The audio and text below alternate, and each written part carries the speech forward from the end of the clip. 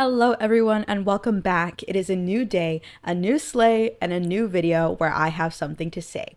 But first, I would like to start with a story. So a while back, I was looking at my calendar, figuring out what video I wanted to upload for this week. I'd been planning to make videos a little bit in advance just to give myself some time to catch up. And a while back, I read this book titled Say a Little Prayer. Now, I wasn't planning on making the video this week. I had it planned for a different day. But then I'm looking at the calendar and it occurs to me that this upcoming Friday was supposed to be Good Friday. And I thought to myself, wouldn't it be so funny if I upload a video about a book where a bisexual girl from the Midwest goes to a Bible camp with the mission of committing all 7 deadly sins, and I upload that video on Good Friday?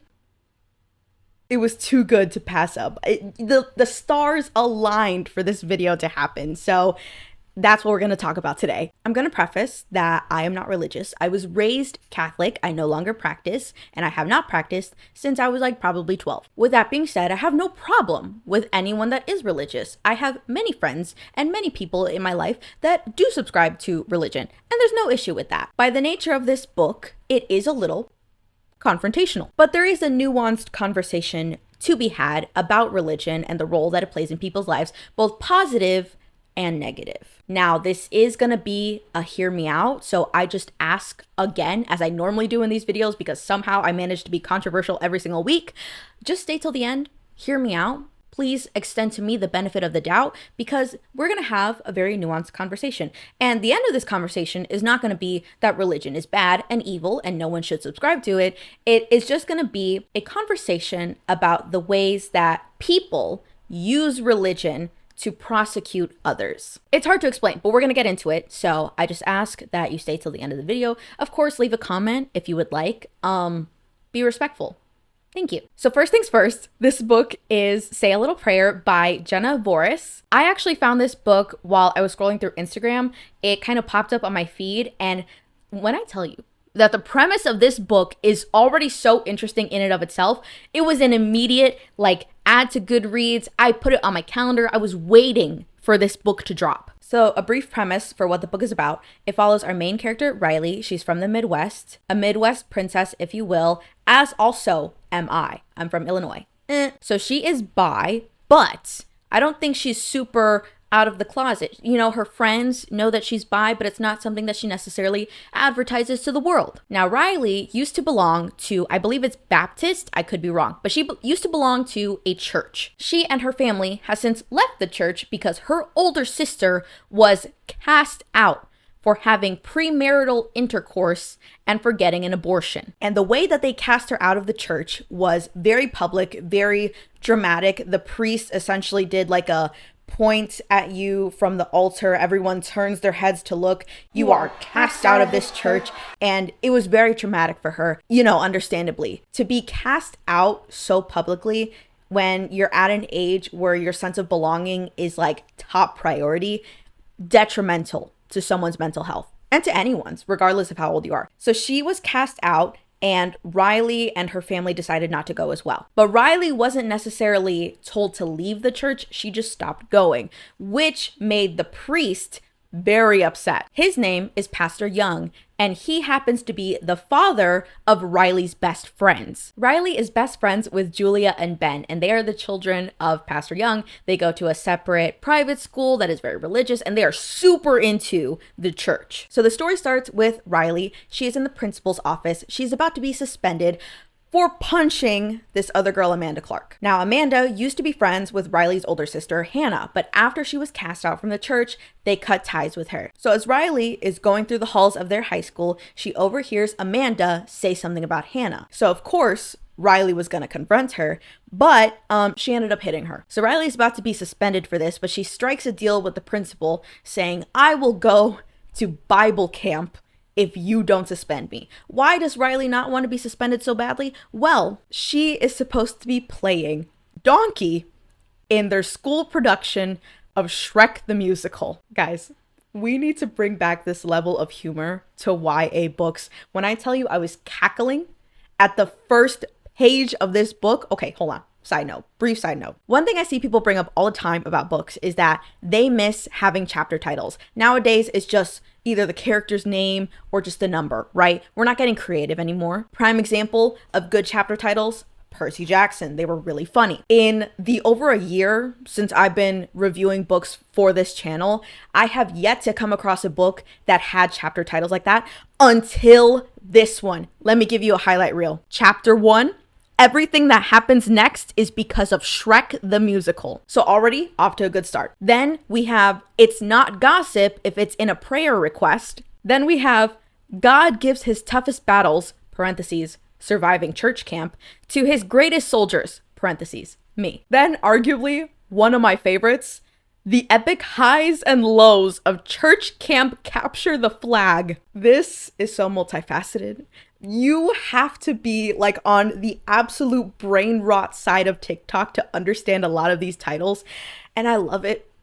It's so genuinely funny. I miss laughing like this. I miss the way that I was laughing when I first read the book, and I wish I could literally go back in time and force myself to forget reading this book so I could reread it again for the first time.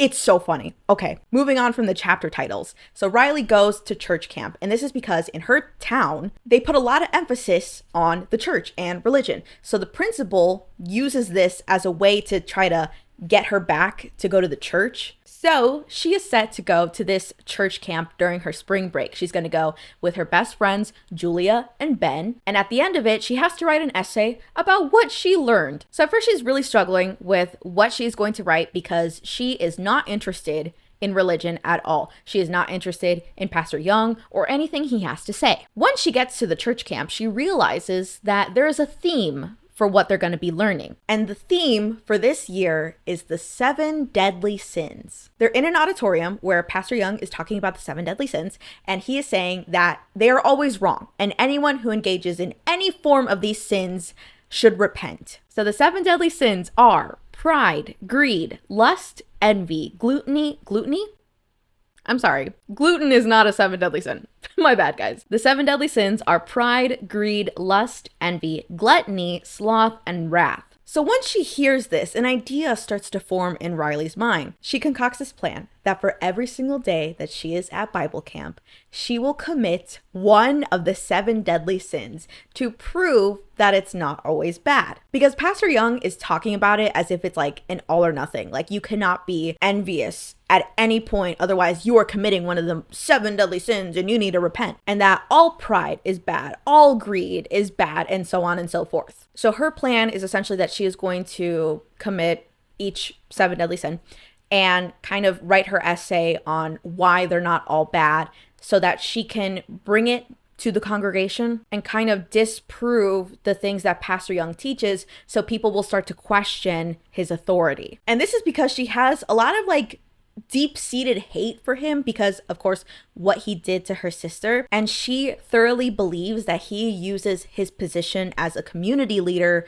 to control others. He puts fear in them and uses the community that is the church to force people to act in the way that he wants, which this is really what the book is criticizing. It's not religion as an institution, but the people that use it to their own advantage. So I won't get into a beat for beat what the story is about because you guys just need to read it. You need to experience this in the way that I experienced it. And I don't want to take away that joy from you. But what I'm going to do now is go into like a brief analysis on the core themes of what this book is about and kind of give my 2 cents and explain what I took away from the book, because I think that this book is YA, so it's meant for a younger audience. It's not meant for adults, but it is so complex and it has so much nuance to it, and I really appreciate that for a YA title, because more often than not, so many YA books assume that the audience is stupid, that they don't know about the world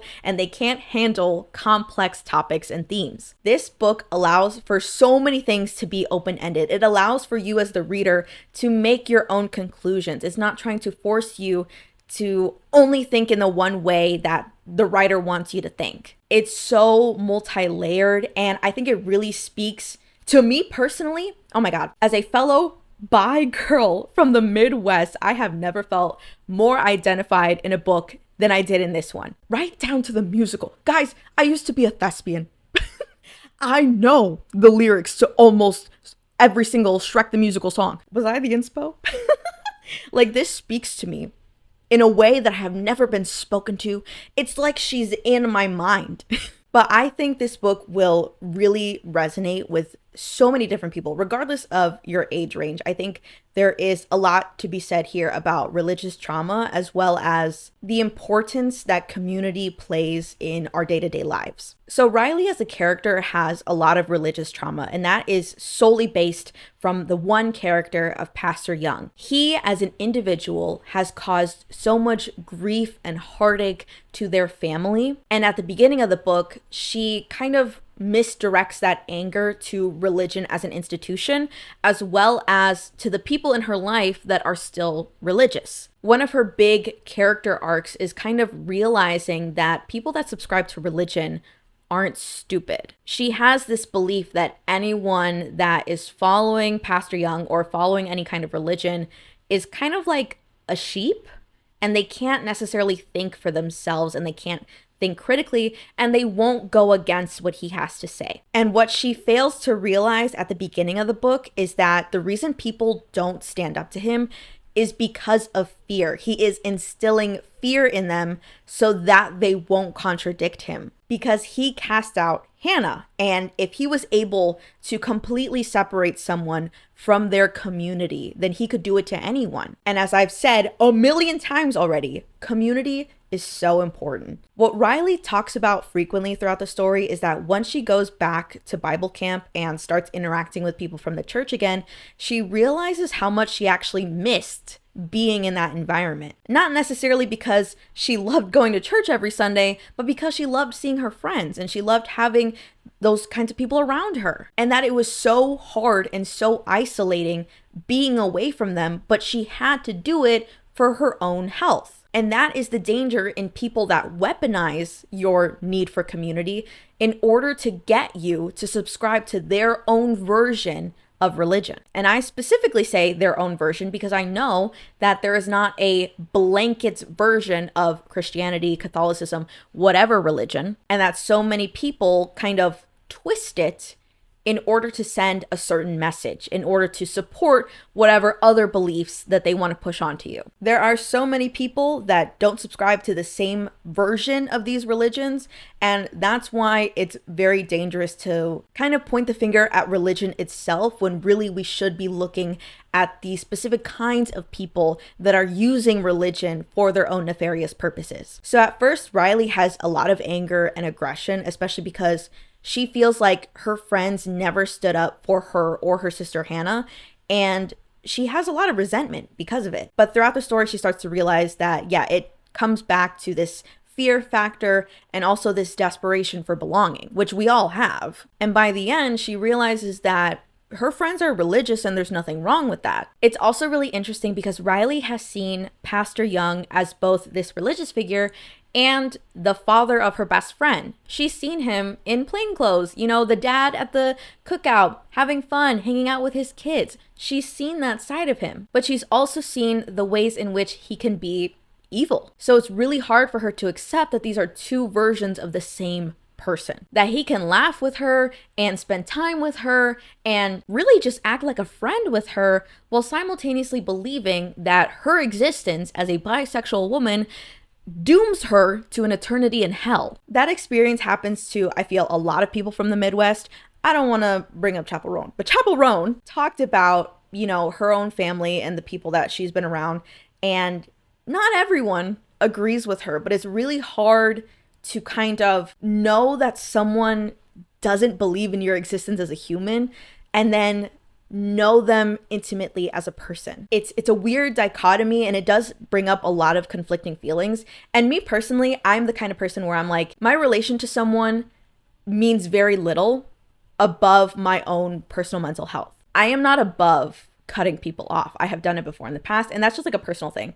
I know a lot of people that don't do that, but I understand how hard it is to cut people off. So there is just so much complexity in relationships and the way that you know people to be and how that can kind of conflict with their actions and who they present themselves to be. And on that note, I also want to talk a little bit about religion. So again, the message of this book is not to say that religion is bad. Oftentimes religion provides a sense of community to people. I mean, going to church, church-sponsored activities, those are all net positives when it comes to having a place where you can interact with others and be social. So there's a lot of good that religion can bring to people. And I think this book, by the end of it, really recognizes the way that religion can be a little conflicting at times, because you can recognize all the positives, being able to hang out with other people. You know, oftentimes churches have like food drives or clothing drives,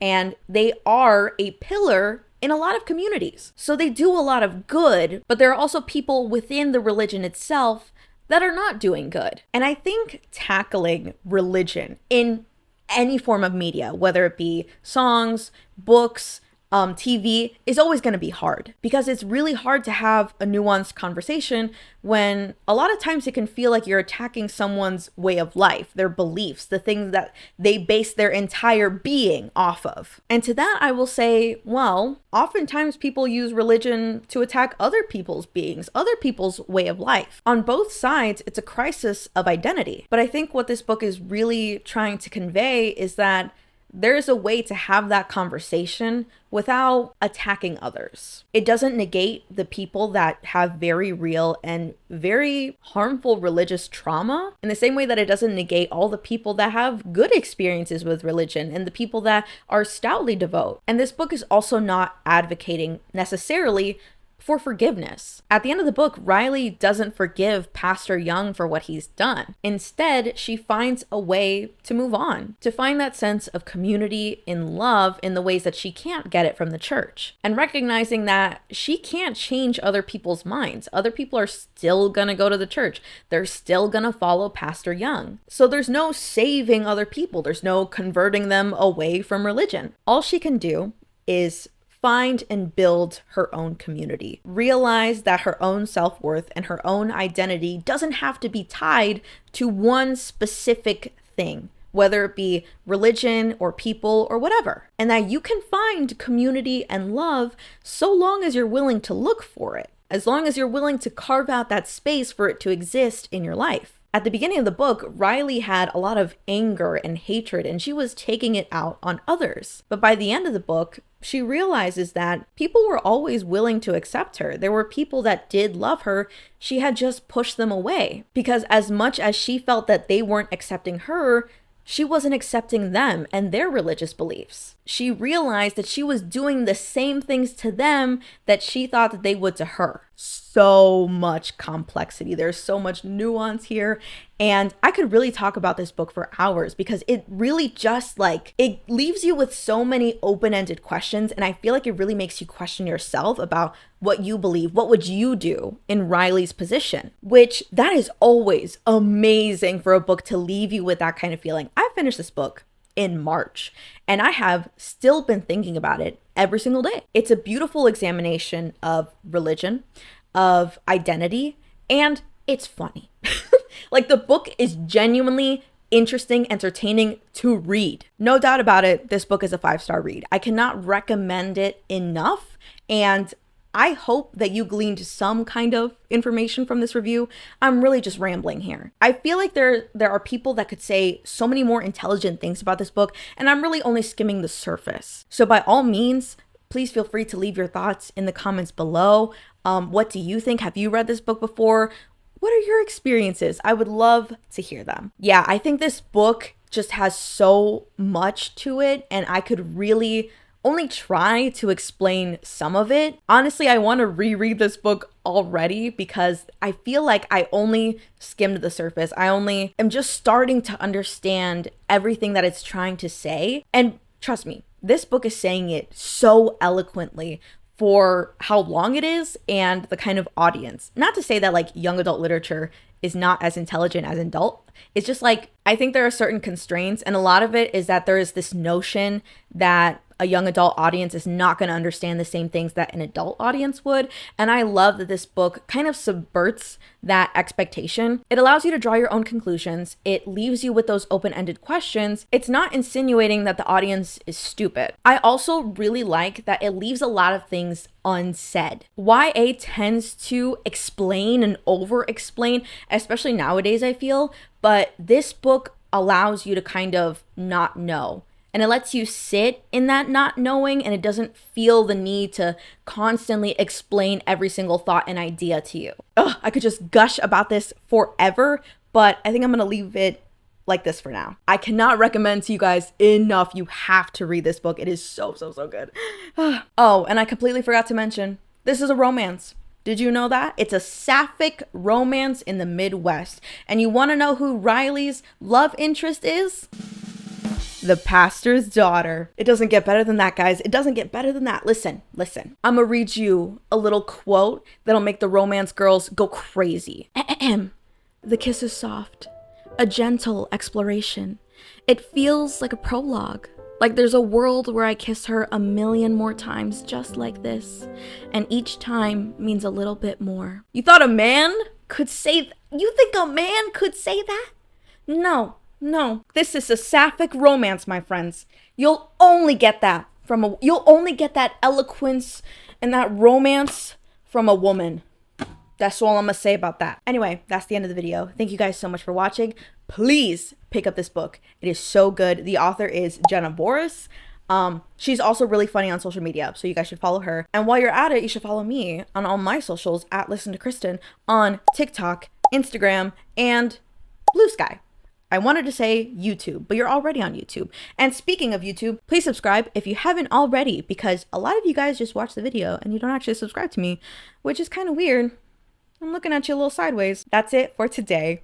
I hope you have a good Friday. Haha, pun. Consider this my Judas music video dropping on Good Friday.